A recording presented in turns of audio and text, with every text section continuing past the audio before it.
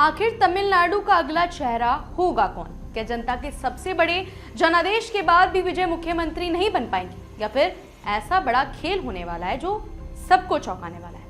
नमस्कार, मैं छवि और आप देख रहे हैं द इंडिया न्यूज। तमिलनाडु की राजनीति इस वक्त पूरी तरह सस्पेंस और ड्रामे से भरी हुई है। सबसे बड़ा सवाल यही है कि अगर डीएमके और एआईएडीएमके साथ आकर सरकार बना लेते हैं तो क्या सच में विजय की टीवीके के सभी विधायक इस्तीफा दे देंगे? और अगर ऐसा होता है तो तमिलनाडु में आगे क्या होगा? दरअसल चुनाव में सबसे बड़ा उलटफेर करते हुए अभिनेता विजय की पार्टी टीवीके ने 234 सीटों वाली विधानसभा में 108 सीटें जीत तो ली। साथ ही डीएमके और एआईएडीएमके जैसी दशकों पुरानी पार्टियों के बीच पहली बार कोई नई पार्टी इतनी बड़ी ताकत बनकर उभरी है।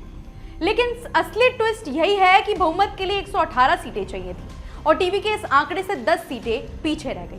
कांग्रेस के समर्थन के बाद भी आंकड़ा 113 तक ही पहुंचता है। ऐसे में अब पूरा खेल बाकी दलों और संभावित गठबंधन पर टिक गया है। सबसे ज्यादा चर्चा इस बात की हो रही है कि क्या एक दूसरे की कट्टर दुश्मन रही डीएमके और एआईएडीएमके सिर्फ विजय को रोकने के लिए साथ आ सकती है। रिपोर्ट्स के मुताबिक एआईएडीएमके ने डीएमके से संपर्क किया है और इसी वजह से राजनीतिक माहौल अचानक गर्म हो गया है। इतना ही नहीं, राजनीतिक गलियारों में यह भी चर्चा तेज हो गई है कि अगर एआईएडीएमके सत्ता के लिए नया समीकरण बनाती है तो पार्टी एनडीए से भी बाहर हो सकती है। यानी तमिलनाडु की राजनीति का असर अब राष्ट्रीय राजनीति पर भी दिखाई देने लगा है। अगर एआईएडीएमके एनडीए छोड़ती है तो यह बीजेपी के लिए दक्षिण भारत में बड़ा झटका माना जा सकता है।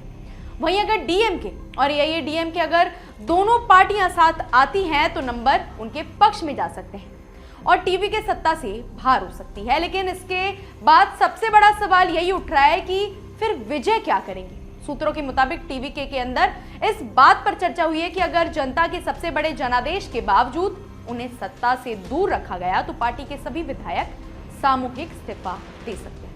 अब सोचिए, अगर ऐसा होता है तो तमिलनाडु में बड़ा संवैधानिक संकट खड़ा हो सकता है। बड़ी संख्या में सीटें खाली होंगी, उपचुनाव की नौबत आ सकती है और राज्य में राजनीतिक अस्थिरता बढ़ सकती है। दूसरी तरफ अगर डीएमके और एआईएडीएमके साथ नहीं आते तो फिर सवाल उठता है कि सरकार कौन बनाएगा? क्या राज्यपाल विजय को सबसे बड़ी पार्टी होने के नाते सरकार बनाने का मौका देंगे और फ्लोर टेस्ट में बहुमत साबित करने का समय मिलेगा?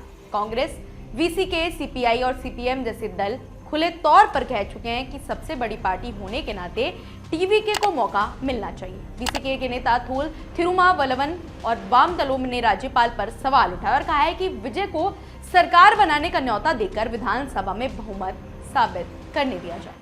वहीं दूसरी तरफ राज्यपाल राजेंद्र विश्वनाथ अर्लेकर का कहना है कि सभी अब तक टीवीके जरूरी बहुमत साबित नहीं कर पाई है। यही वजह है कि विजय 2 बार मुलाकात के बाद भी सरकार बनाने की अनुमति नहीं ले सकी।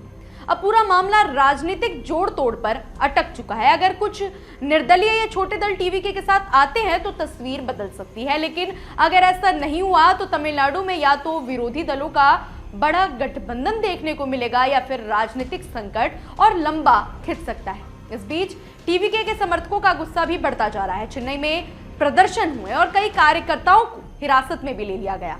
अब तमिलनाडु की जनता के मन में सबसे बड़ा सवाल यही है कि क्या जनता की सबसे बड़ी पार्टी को सत्ता मिलेगी या फिर पुराने राजनीतिक दुश्मन सिर्फ विजय को रोकने के लिए साथ आ जाएंगे?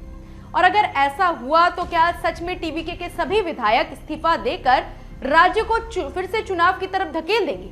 आने वाले कुछ दिन तमिलनाडु की राजनीति की दिशा पूरी तरह बदल सकते हैं।